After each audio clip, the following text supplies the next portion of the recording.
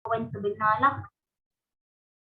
Okey, saya akan bagi satu contoh usahawan sebenar dan saya akan kaitkan dengan startup proses. Okey, contoh usahawan yang sebenar adalah Tan Sri Lim Gosong. Okey, kalau siapa yang tak kenal, Tan Sri Lim Gosong ni adalah pembuka pembuka Genting Highland. Kalau you nak pergi Genting Highland, you akan lalui Gosong Jaya, kawasan cable car tu. So itu adalah nama sebenar Tan Sri Lim Gosong lah. Okey, jadi Tan Sri Lim Gosong ni, ini adalah cerita sebenar bagaimana pembukaan Genting Highland. Okey, jadi pertama sekali adalah Tan Sri ni, beliau pergi ke rumah saudara ataupun kawan beliau lah di Cameron Highland.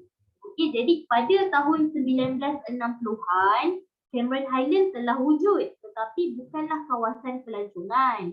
Okey, pada ketika itu Cameron Highland adalah kawasan penanaman sayur-sayuran. Okey, dan ada perkampungan lah di sana. Jadi beliau pergi ke sana dan beliau merasakan bahawa keadaan di Cameron Highland pada ketika itu sangat sejuk, sangat nyaman dan sangat sesuai untuk beristirahat.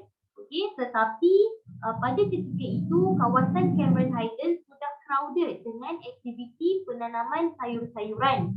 Okey, maka wujudlah satu idea di dalam minda beliau untuk membuka kawasan pelancongan yang sama keadaannya, environment, suasana seperti mana Cameron Highlands. Okey, jadi itu adalah peringkat yang pertama, iaitu vision of opportunity. Okey, di mana idea, tujuan, pandangan, matlamat telah wujud di dalam minda Tan Sri Lim Gosong. Oh, saya nak buka kawasan pelancongan seperti mana kawasan Cameron Highlands, suasananya, dinginnya, nyamannya. Okey, kemudian beliau evaluate idea tersebut. Oh, kalau nak buka dekat Cameron Highlands tak boleh sebab kawasan Cameron Highlands sangat busy dengan aktiviti penanaman sayur-sayuran. Dan telah terdapat banyak juga kampung-kampung di sana. Okey, jadi beliau pun bersama tim beliau mencari kawasan yang seakan-akan Cameron Highlands. Jadi beliau pun jumpa satu kawasan yang dinamai sebagai Batang Kali. Jadi Batang Kali ni adalah kawasan di hulu Selangor. Di mana kalau you nak naik ke Genting Highlands from Selangor, anda perlu melalui kawasan Batang Kali ini. Okey, jadi sewaktu proses pencarian lokasi, sewaktu proses penilaian lokasi itu terbaik, kemudian bagaimana cara untuk membangunkan kawasan di sekitar tersebut, itu adalah stage yang kedua, iaitu evaluating opportunity. Okey, di mana pada ketika beliau propose the idea, ada tentangan yang hebatlah daripada stakeholder, orang-orang yang berkepentingan. Okey, contohnya Jabatan Kerja Raya, menteri juga. Okey, di mana beliau dikatakan bahawa gila pada ketika itu kerana nak buka kawasan pelancongan di atas gunung. You bayangkan, okey, Tan Sri ni his propose idea ni sewaktu tahun 1960-an. Okey, pada tahun 1960-an boleh dikatakan rakyat Malaysia ketika itu tidak mempunyai kenderaan sendiri. Okey, tidak mempunyai kenderaan persendirian kebanyakannya. Okey, dan jalan di Malaysia juga pada ketika itu masih lagi jalan warna merah, iaitu jalan tanah lah. Kebanyakan kawasan bandar, kawasan utama yang itu sahaja mempunyai jalan yang telah ditarkan. Okey, mempunyai tar jalan lah. Jadi idea tersebut sukar untuk dilaksanakan pada pemikiran orang lain. Tetapi Tan Sri ni sangat kukuh dengan idea tersebut, sangat teguh dengan idea beliau. Beliau ada perancangan yang tersendiri, so he make a business plan. Okay, jadi dalam business plan ni lah terdapat pelbagai strategi ataupun maklumat mengenai pembukaan pusat pelancongan lah di atas sana. Okay, di Genting Highlands. Jadi business plan harus kukuh kerana apa? Untuk memberikan penerangan kepada stakeholder. Stakeholder ni adalah orang-orang berkepentingan terhadap projek tersebut. Contohnya adalah menteri.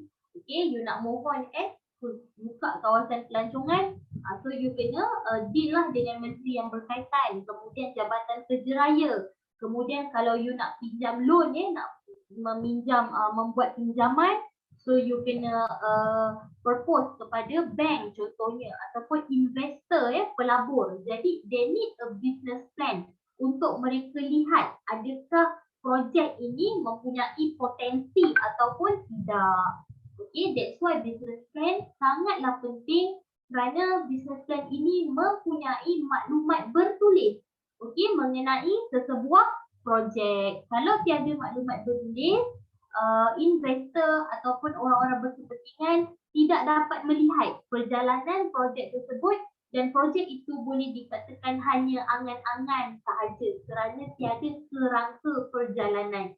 Okey, boleh faham tak setakat ni kuliah 4? Boleh.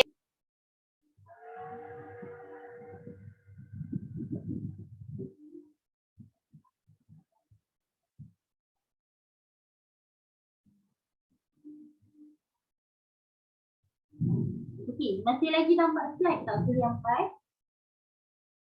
Nampak, madam.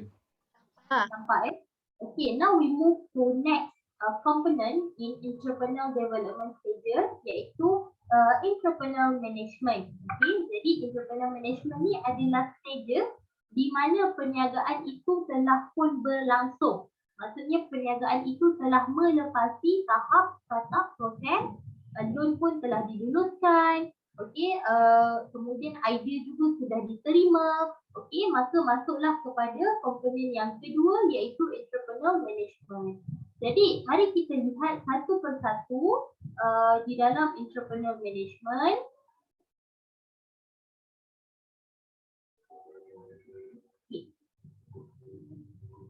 So, apabila idea itu telah dipersetujui oleh stakeholder untuk dilaksanakan, maka pada ketika ini wujudlah satu stage, satu peringkat yang kita namai sebagai developing resources. Okay, jadi pada ketika inilah usahawan akan mencari ataupun membina segala sumber yang boleh membangunkan company ataupun perniagaan beliau. Contohnya adalah melantik top management ataupun board of director. Kemudian usahawan perlu melihat apakah permit ataupun lesen yang perlu mereka ambil untuk menjalankan perniagaan tersebut. Contoh, you nak buka empayar makanan, perniagaan makanan. Jadi apakah lesen ataupun permit yang perlu you mohon? Antaranya you perlu certificate from KKM, okay, ataupun you nak buat barangan elektrik jenama you sendiri. Okay, jadi you boleh mohon SIRIM. Okay, dengan wujudnya certificate from SIRIM untuk produk anda, maka ianya akan mewujudkan kepercayaan daripada pelanggan untuk membeli produk tersebut. Okay, sebab SIRIM ni adalah satu sertifikat yang menunjukkan bahawa produk ini selamat untuk digunakan for barangan elektrik dan elektronik. Okay, jadi bila you ada logo SIRIM, syarikat you ada logo SIRIM, maka syarikat you ni memang telah disahkanlah barangan you adalah barangan yang berkualiti yang boleh digunakan. Jadi itu akan menambah you punya customer. Okey, kemudian melihat dari sudut adakah anda perlu hiring outside agency untuk bersama-sama membangunkan syarikat anda, adakah anda perlu share partner daripada syarikat lain, yang itu akan dilaksanakan ketika developing resources. Okey. Sekejap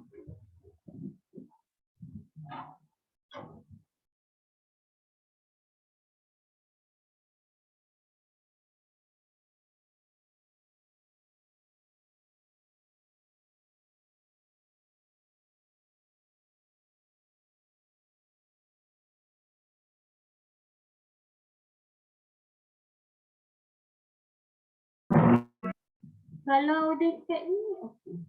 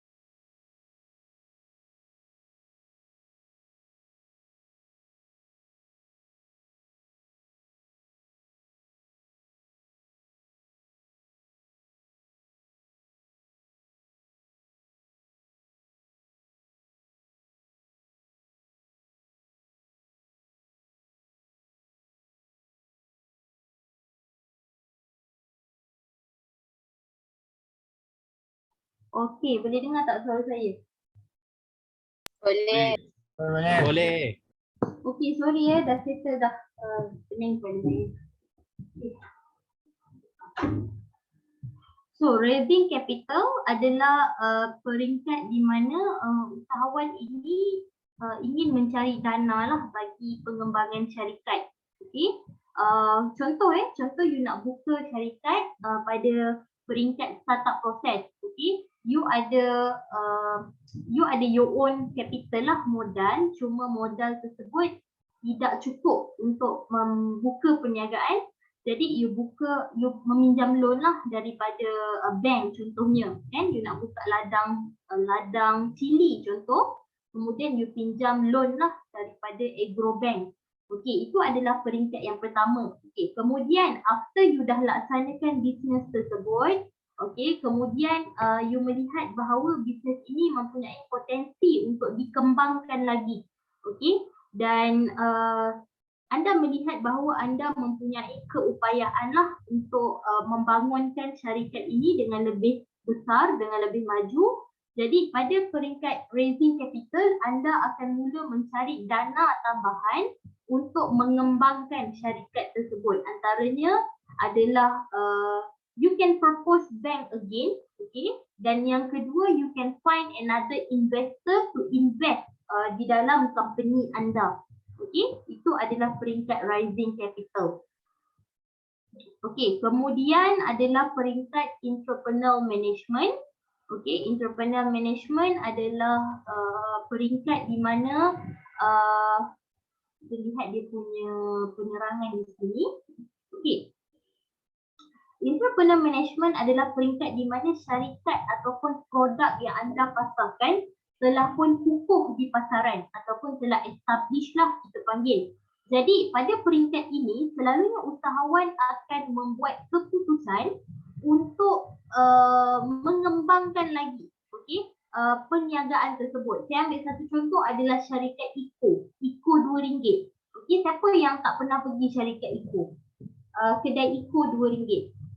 Semua kenal ke kedai Eco RM2? Kenal. Kenal kan? Okay, jadi kalau you lihat kan dulu, zaman dulu lah, kita ada kedai RM2 sahaja. Kedai RM RM2.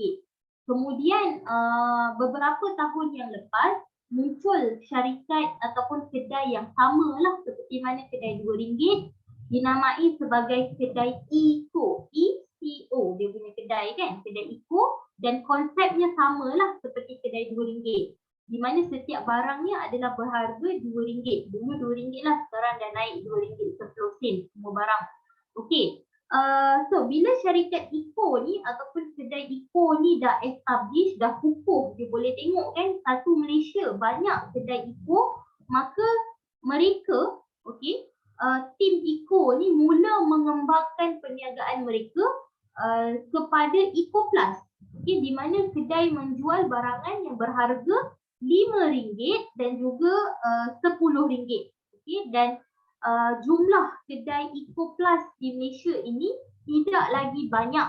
Okey, ada di beberapa tempat sahaja. Mengapa? Kerana Eco Plus masih lagi belum kukuh ataupun stabil seperti mana syarikat kedai Eco RM2. Okey, nanti once dah kukuh, kita lihatlah marketing strategi syarikat ini bagaimana mereka mengembangkan perniagaan mereka. Okey, boleh faham tak kuliah 4 setakat ni?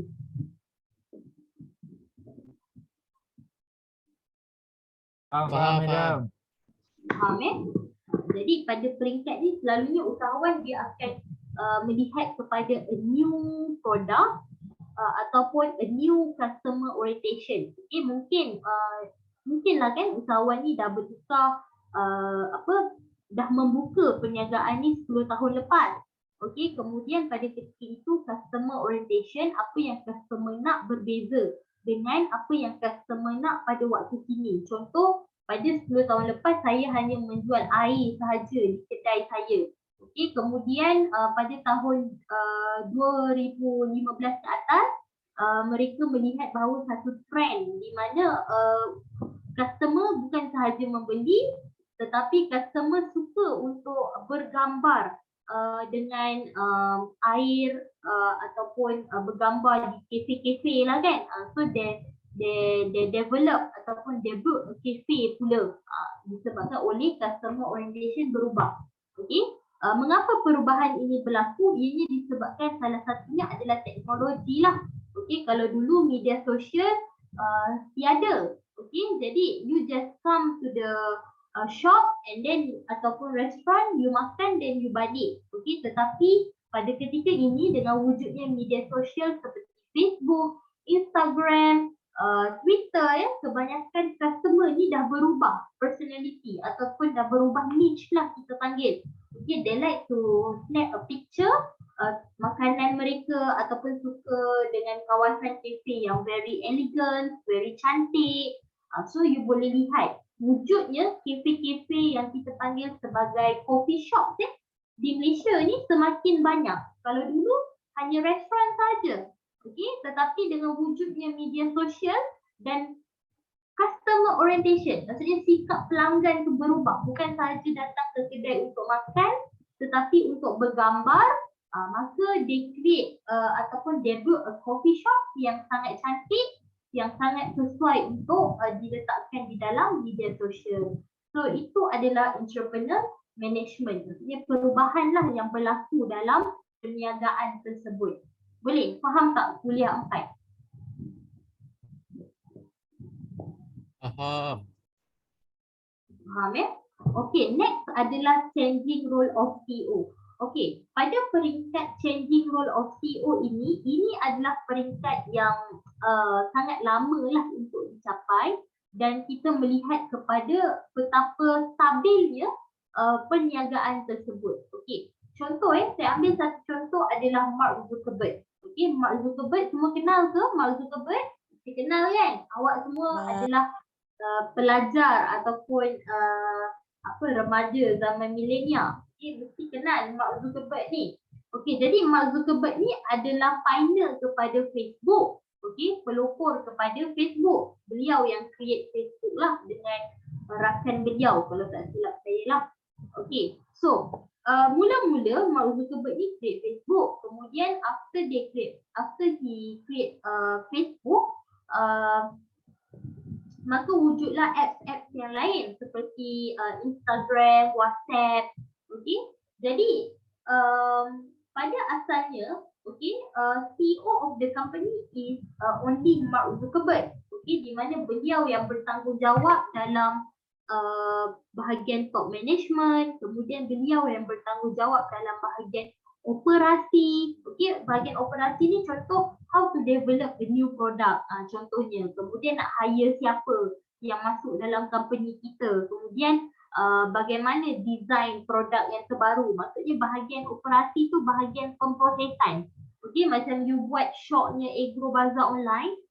Jadi person yang in charge nak beli barangan apa. Okay, supplier siapa. Kemudian nak bungkus dekat mana. Itu adalah bahagian operasi kita panggil. Okay? Jadi pada peringkat awal Mark Zuckerberg ni terlibat dengan bahagian operasi walaupun beliau adalah CEO of the company. Okay, after the company stable ataupun stabil dan juga telah kukuh, maka peranan CEO telah mula berubah. Okay, di mana pada ketika ini kebanyakan usahawan ataupun CEO mereka hanya nama mereka hanya pada bahagian board of director ataupun top management sahaja dan beliau hanya mengambil royalty sahaja tetapi beliau tidak terlibat dengan bahagian operasi. Okey, contoh Facebook tadi pada asalnya owner of the Facebook Mark Zuckerberg, kemudian dia create satu company baru yang dinamai sebagai Meta baru-baru ini. Jadi Meta inilah yang akan bertanggungjawab dan juga mengawal apps yang telah diwujudkan oleh Mark dan juga tim beliau. Okey, dan pada ketika itu Mark sudah tidak lagi bertanggungjawab terhadap Facebook. Okey, di mana beliau serahkan operation of Facebook kepada CEO lain. Okey, beliau lantiklah pengarah lain yang boleh menguruskan Facebook. Okey, beliau hanya ambil tahu apabila berlaku sesuatu sahaja, tetapi segala pengurusan, okey, bahagian pengurusan nak hire siapa, berapa orang dalam company, product development, yang itu beliau serahkan kepada CEO baru of phase 2. Okey, boleh faham tak kuliah 4 setakat ni? Faham. Faham Okey, ada soalan tak nak tanya kuliah 4 sebelum saya masuk step yang terakhir iaitu exit strategy? Miss Madam bila dia jadi CEO tu, means kerja dia tak banyak ah. Kerja dia tak banyak. Okey, kerja yang secara terperinci dikurangkan. Maksudnya percentage of pembahagian kerja itu telah berubah. Okey, contoh, saya ambil satu contoh seorang guru lah. Okey, seorang guru guru di sekolah. Saya ambil satu contoh, seorang guru di sekolah. So, ketika beliau ni, seorang guru ni menjadi guru beliau percentage mengajar beliau tinggi. Okey, di sekolah maksudnya perlu mengajar beberapa kelas lah di sana. Okey, tetapi apabila beliau telah senior, maksudnya telah 10 tahun, 20 tahun mengajar di sekolah tersebut, kemudian beliau dinaikkan pangkat ke bahagian pentadbiran contohnya. Okey, menjadi ketua penitia ataupun guru penolong kanan contohnya kan. Okey, jadi percentage kerja tu berubah, di mana percentage peratusan untuk mengajar telah dikurangkan. Mungkin sebelum ni beliau mengajar dalam 5 kelas contohnya, tetapi setelah beliau menjadi ketua penitia ataupun guru penolong kanan contohnya, jadi beliau hanya mengajar 1 kelas sahaja, tetapi more kepada bahagian pentadbiran, bahagian pengurusan. Okey, bahagian yang berkaitan dengan pentadbiran sekolah lah. Okey, begitu juga dalam changing role of PO. Maksudnya peranan sebagai PO yang mengambil tahu bahagian operasi akan berkurang, tetapi beliau lebih kepada berperanan dalam membuat keputusan. Maksudnya segala keputusan terhadap company beliau bertanggungjawab. Okey, cuma idea tersebut tidak dibangunkan oleh beliau. Beliau hanya mendengar sahaja dan membuat keputusan sahaja. Okey? Boleh? Faham tak yang bertanya? Faham. Faham jadi tugas tu bukan bermaksud peranan semakin berkurang. Okey? Kita lihat kepada peranan apa. Kalau peranan dari sudut operasi, yes, semakin berkurang. Okey, tetapi lebih kepada peranan dalam membuat keputusan ataupun kita panggil sebagai perancangan strategik ataupun strategic planning. Okey, apa yang akan terjadi kepada syarikat dalam tempoh 10 tahun lagi, 20 tahun lagi, dan segala keputusan perlu dibuatlah berdasarkan persetujuan beliau dan juga board of director yang lain. Okey, boleh? Jelas tak? Jelas. Okey, so kalau jelas kita pergi kepada exit strategy. So exit strategy ni adalah satu kaedah ataupun satu strategi yang dilaksanakan oleh usahawan apabila usahawan ini ingin menjual company beliau. Okey, usahawan ni unik. Okey, usahawan ni unik berbeza dengan seorang peniaga ataupun businessman. Di mana usahawan ni adalah, kalau you tengok ciri-ciri usahawan kan di dalam lecture 1 adalah sukakan cabaran, okay, kemudian berani mengambil risiko, membuka peluang pekerjaan. Okay, itu adalah ciri-ciri seorang usahawan. Jadi tidak pelik, okay, tidak pelik sekiranya seorang usahawan itu sudah tidak berminat untuk menjalankan perniagaan beliau yang telah pun maju, dan beliau akan serahkan perniagaan tersebut kepada orang lain. Okey, itu adalah exit strategy, di mana keadaan seorang usahawan sudah tidak lagi berminat dengan perniagaan yang mereka jalankan. Contoh, saya usahawan, jadi saya pada asalnya membuka empayar perniagaan makanan Kemudian 50 tahun, 30 tahun setelah saya kukuhkan syarikat ataupun empayar makanan saya sudah tidak berminat untuk menjalankan perniagaan dalam bidang makanan. Saya ingin ceburi dalam bidang transportation pula. Okey, contohnya saya nak ceburkan diri dalam bidang transportation kapal dagang. Okey, saya nak beli satu kapal yang boleh membuat naik beberapa kontainer lah. Okey, ataupun saya nak melibatkan diri dalam bidang perniagaan barangan perubatan contohnya. Okey, itu adalah contoh lah. Jadi apa yang saya buat adalah ada beberapa kaedah di mana yang pertama adalah initial public offer. Saya buka saham syarikat asal saya ni kepada public. Jadi syarikat ini akan dimiliki atau boleh dimiliki oleh orang ramai. Contoh adalah Starbucks, KFC, McDonald's. Kita sendiri rakyat biasa ataupun orang awam boleh membeli saham syarikat tersebut. Dan semakin banyak syarikat, semakin banyaklah saham terjual, semakin menguntungkan syarikat tersebut. Yang kedua adalah acquisition, iaitu find another business that want to buy yours. And in acquisition you negotiate price. Maksudnya you jual lah syarikat you yang sedia ada kepada orang yang ingin membeli syarikat tersebut. Saya ambil satu contoh rakan saya sendiri. Rakan saya ni membuka syarikat busana pengantin ataupun andaman pengantin lah. Dan sangat terkenal lah syarikat beliau di mana beliau pernah bekerjasama dengan orang-orang yang terkenal seperti selebriti, kemudian ada juga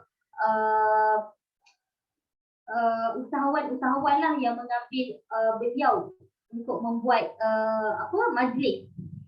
Dan baru-baru ni saya melihat beliau ingin menjual syarikat tersebut. Syarikat tu adalah konsep. You boleh tengoklah adalah konsep. Jadi beliau ingin menjual adalah konsep ni kerana beliau sudah tidak berminat untuk melaksanakan perniagaan busana pengantin ini. Dan beliau ingin ceburilah bidang lain. Yang tu saya tak sure bidang apa yang beliau ingin ceburi. Jadi itu adalah contoh bagi acquisition. Usahawan ni menjual perniagaan yang mereka telah ada ini kepada orang lain dan akan mendapat pampasan lah. Jadi orang yang membeli tu perlu membayarlah sejumlah wang yang telah ditetapkan oleh usahawan tersebut. Mengapa only the business that already established yang boleh melalui ataupun melaksanakan acquisition? Kerana kalau business you belum kukuh, sukarlah untuk you jual business tersebut. Kalau business you dah kukuh, dah ada nama, dah ada customer yang tersendiri, then you nak jual, selalunya orang akan beli sebab usaha untuk menaikkan jenama tersebut sudah tidak perlu banyak. Boleh? Faham tak kuliah 4 setakat ni? Faham. Faham dan yang ketiga adalah selling to a friendly buyer. Di mana anda menjual perniagaan tersebut kepada customer you, kepada employee ataupun family members. Yang ni samalah seperti acquisition. Kemudian make it cash cow pun sama. You jual syarikat you kepada someone you trust to run it. Kemudian you just ambil royalty sahaja daripada keuntungan syarikat. Dan akhir sekali di dalam exit strategy adalah liquidation and close. Ini adalah satu kaedah in exit strategy di mana usahawan itu melihat bahawa syarikat ini sudah lagi tidak berpotensi untuk dibangunkan. Ataupun syarikat ini sudah tidak berpotensi untuk survive. Maka bagi untuk mengelakkan berlakunya kerugian yang lagi teruk ataupun usahawan itu mengalami bankruptcy, maka usahawan itu menjalankan atau melaksanakan exit strategy dengan kaedah liquidation and close. Maksudnya they liquidate, mereka cairkan segala aset yang ada di dalam syarikat itu untuk mendapatkan cash dan mereka tutup syarikat tersebut. So ini adalah peringkat yang terakhir lah apabila syarikat itu tidak boleh survive. Kalau tadi acquisition, initial public offer, selling to friendly buyer, cash cow, ini adalah keadaan di mana syarikat itu survive. Tetapi usahawan sudah tidak berminat untuk melaksanakan perniagaan tersebut. Tetapi kalau liquidation and close adalah satu keadaan di mana syarikat itu mengalami kerugian and cannot survive. So langkah yang boleh diambil adalah liquidate the asset and close the company. Contoh dalam company tu ada kenderaan ada 5 kereta yang dibeli atas nama company. So boleh jual lah kereta tu dan dapatkan cash untuk membayar hutang kepada penghutang. Okay, contoh nak bayar gaji pekerja yang tertangguh ataupun ada payment yang tidak dapat diselesaikan kepada supplier. Jadi itu adalah kaedah yang liquidation and close the company. Okey, boleh? Faham tak setakat ni kuliah 4? Faham. Okey, ada soalan tak nak tanya kuliah 4? Madam, Ya saya. kalau dah bankrupt kan, kalau mengalami bankruptcy tu boleh bangun balik ke? Macam boleh teruskan kita punya bisnes ke? Okey, kalau you dah bankrupt, you kena clearkan dulu apa yang menyebabkan anda bankrupt. Kemudian you pergi ke satu agensi kerajaan, saya tak ingat nama agensi tu, untuk mereka cancelkan balik lah you punya status bankruptcy. Madam, Ya, nak saya. tanya kalau usahawan tu dia bagi syarikat tu dekat anak dia, itu pun dikira selling. Selling to jual. a friend buyer. Tu pun dikira ke? Ya, betul. Okey, di mana Kalau- beliau menyerahkan. Beliau bukannya okey, kalau diserahkan kepada anak dia, okey, tengok kepada MOU penyerahan tersebut. Okey, perjanjian penyerahan. Adakah diserahkan 100% ataupun hanya mengambil anak itu sebagai one of the top management untuk menguruskan syarikat. Tengok pada MOU lah, perjanjian di dalam jual beli tersebut. Okay, thank you madam. Okay, ada lagi soalan nak tanya?